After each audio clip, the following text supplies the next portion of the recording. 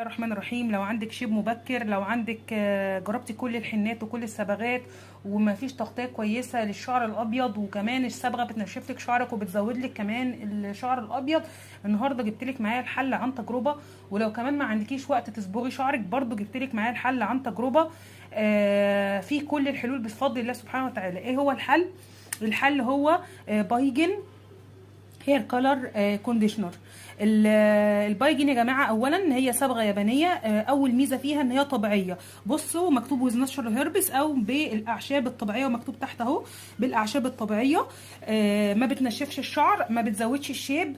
ميزتها بقى المهمه قوي ان هي في خلال 5 دقائق بتكون صبغت لك الشعر وغطته لك تغطيه كامله، الشعر الابيض تحديدا.